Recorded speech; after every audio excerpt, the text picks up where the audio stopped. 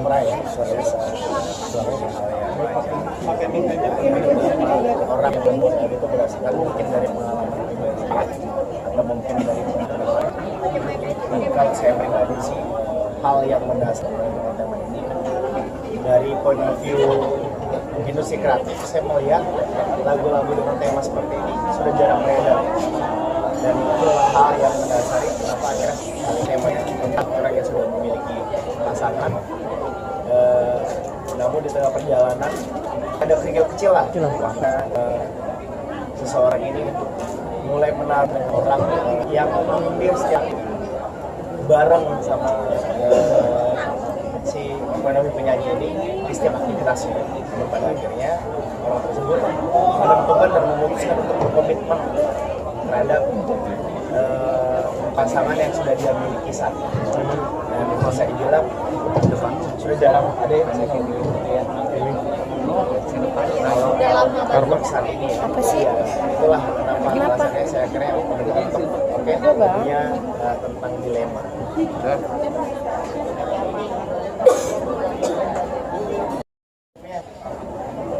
Coba kamu nyanyiin, kamu bacain. Begitu dia bacain, bisa saya langsung nembak begini. Pengalaman kakak ya. Ayo. Pengalaman kakak ya. Ya. Kita juga setiap kali bikin kan ada beberapa pendapat juga kayaknya lirik yang agak lumayan berseberangan gitu dengan lumayan berani gitu, tapi akhirnya berdiskusi lagi dengan tim dari label, bilang ya nggak apa-apa karena industri dan bukan bermaksud untuk menormalisasikan hal tersebut, tetapi menceritakan bahwa peran hidup seseorang tuh ada yang seperti ini loh kisah cintanya gitu.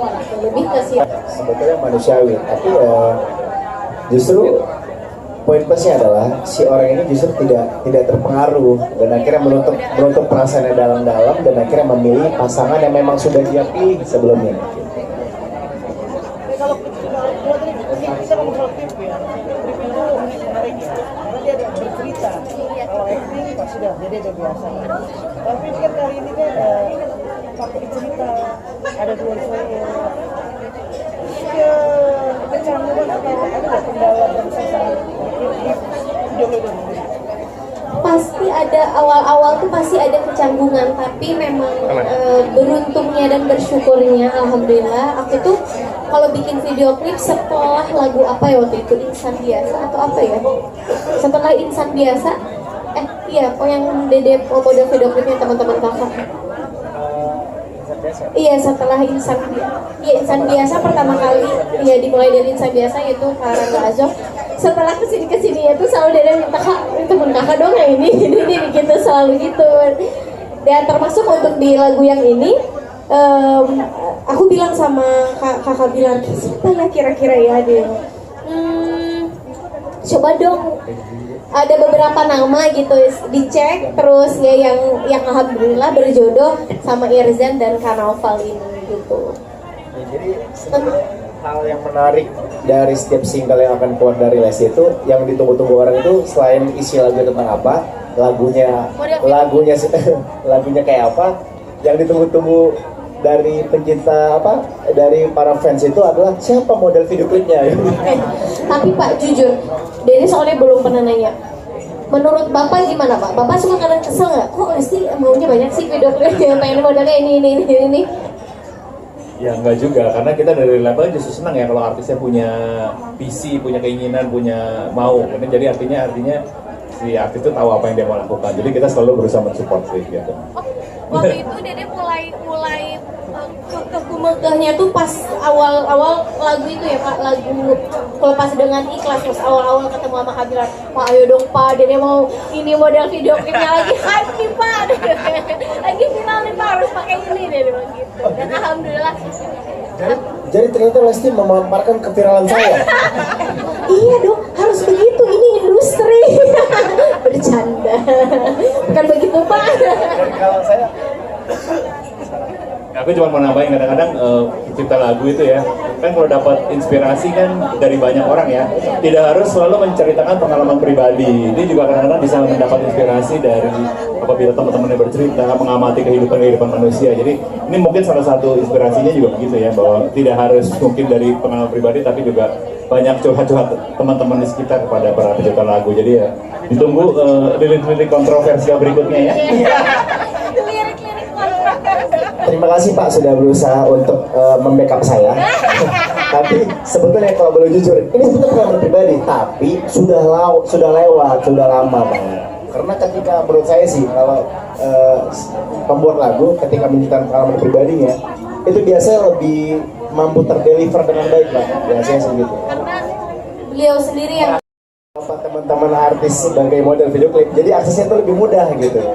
Jadi ketika istri saya sih yang selalu sih banyak minta ini ketika minta, Kak aku pengen ini, pengen itu, jadi lebih mudah untuk mengakomodirnya gitu, alhamdulillah sejauh ini. Dan pengen pakai pemain-pemain mahal. Bapak bisa dikondisikan.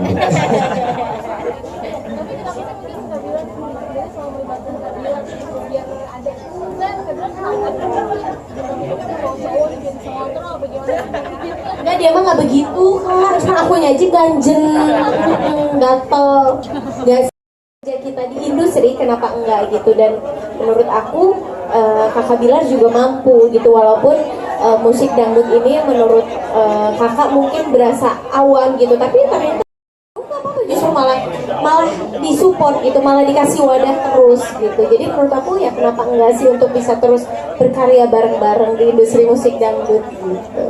Seru kan dangdut?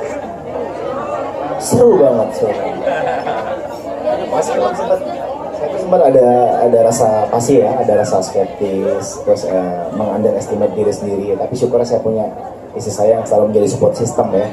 Ketika lagu pop, dan saya tuh punya satu role model itu Mas Yofi ya.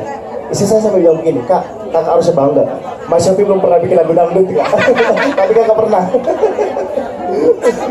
Karena kakak tuh suka banget. Lagu ini sempat ditawarkan ke penyanyi lain Pak ya, ke Kodwi sempat, tapi Kodwi justru malah minta udah Lesti aja nyanyiin gitu. Dan kalau dibilang harus yang bawa sih enggak lah, kita terutama Trinity tentu yang memiliki wewenang, dan kita menyerahkan sepenuhnya terhadap Trinity untuk menentukan lagu-lagu yang akan dibawakan oleh Lesti Kejora.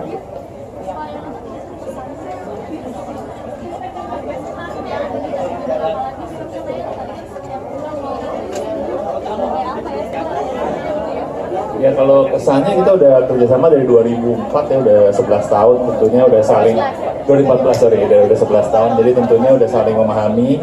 Kita juga Lesti udah tahu apa yang kita mau untuk kebutuhan industri.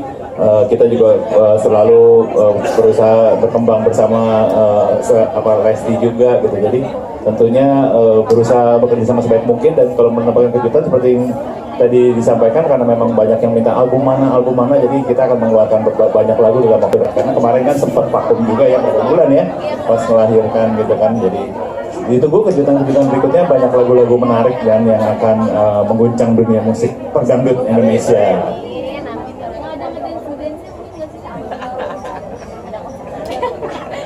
Pokoknya tungguin aja. Kamu bikin gebrakan baru, siapa tahu kamu mau bikin genre metal gitu. Bisa jadi kita coba, kenapa enggak? Kenapa enggak? Kalau kata Bapak Dede tuh, kalau udah terjun ke industri seni itu katanya jangan bawaan, mau nyanyi lagu apapun babat. Selagi Dede mampu, Sikat semua. belajar aja. Tadi ada callback ke pertanyaan tadi terkait brainstorming kita berdua. Ada satu momen di mana sebetulnya kita pernah ya di satu pesawat, kita dalam melakukan perjalanan selama sejam, kita jadi satu lagu tuh ternyata. 2 jam ya? 2 jam perjalanan. Iya, 2 jam perjalanan kita jadi satu lagu, dan itu ceritanya lucu banget. Ya insya Allah nanti kalau dari ini selanjutnya baru kita cerita. Itu alasan yang kenapa kami sering liburan gitu. Jadi supaya dapat ide bikin lagu. Iya. Di pesawat bikin dasar. Pesawat gitu. Kalau nggak di kamar mandi, kalau kakak biasanya. Terima kasih banyak untuk om-om dan tete AAA semua tim media yang sudah berkenan hadir pada hari ini. Mohon maaf kalau ada jamuan-jamuan yang kurang, dan mohon supportnya juga untuk lagu yang berjudul dia. Terima kasih. Udah pada makan dulu ya. Jangan lupa pada makan dulu ya.